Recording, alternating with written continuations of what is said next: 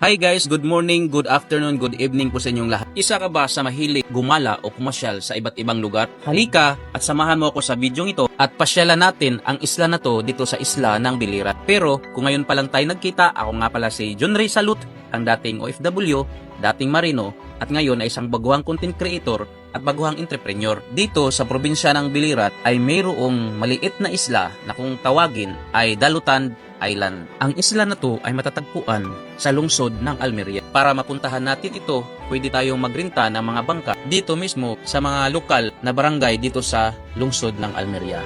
Ang Dalutan Island ay isang maliit na isla na matatagpuan malapit sa baybayin ng Almeria, Biliran. Ito ay kilala sa kanyang puting buhangin na dalampasigan at malinaw na tubig at mayamang buhay dagat na ginawa itong isang popular na destinasyon para sa snorkeling at diving. Ayon sa kwento, ang pangalang Dalutan ay maaring nagmula sa salitang nangangahulugang isang lugar kung saan inaalay ang mga handog. Ito ang nagpapahiwatig na maaring ginamit ng mga sinaunang mamamayan ng Biliran ang isla bilang isang lugar na para mag-alay sa mga espiritu ng bulkan upang mapayapa ang mga ito. At mula Naval to Almeria, ito ay may estimate na distansya na 12.6 km na mahigit kumulang 15 to 20 minutes travel time from Naval to Almeria. Dito sa isla na to, may enjoy natin yung ganda ng paligid at maputing buhangin at napakalinaw na tubig dagat.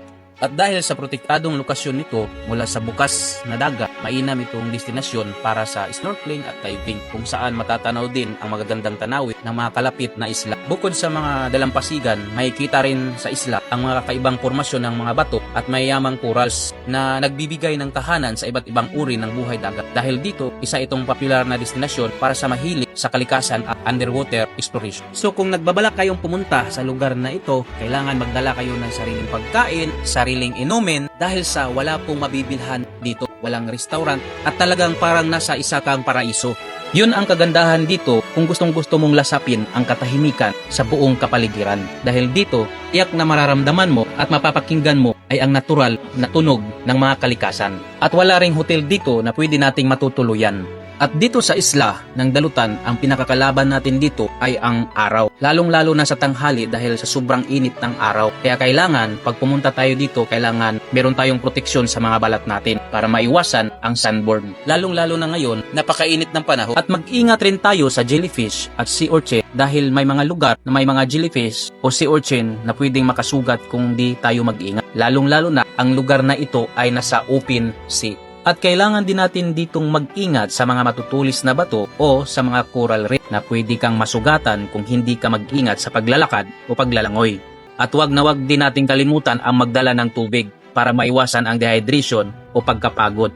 Dahil kung minsan sa dami ng activities, nakakalimutan na nating uminom ng tubig o magpahinga. Kaya para maiwasan natin yung ganong klaseng sitwasyon o pangyayari doon sa isla, mas mainam na magdala tayo ng kasama o tour guide na lokal na siyang mas nakakaalam sa atin sa pasikot-sikot doon sa isla. Kaya kung naghahanap ka ng lugar kung saan pwedeng tumakas sa ingay ng mundo, pumunta ka sa Dalutan Island. Tahimik, malinis, para kang nasa sariling paraiso. Puting buhangin, kristal na tubig at matataas na puno ng niyog.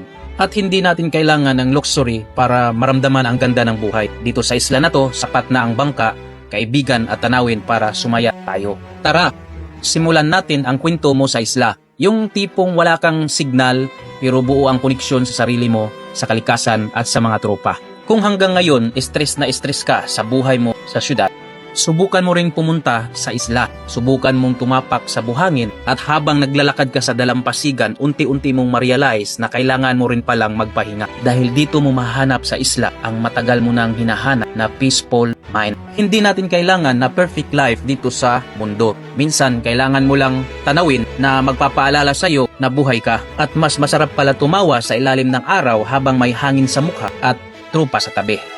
At di mo kailangan na malayo o mahal na biyahe para sumaya. Minsan, isang isla lang ang pagitan ng stress at saya. Kailangan lang din nating maging realistic sa buhay at iwasan lang din natin ang sobrang scripted sa buhay. Mas tumatagos ang salitang mula sa puso. Kaya guys, ito yung mai-share ko sa inyo. Sa dinami-dami ng problema o gulo natin sa buhay natin, piliin natin kung minsan na huminto paminsan-minsan. Hindi natin kailangang laging mabilis. Hindi rin natin kailangang laging malakas. Kung minsan, magpahinga rin tayo.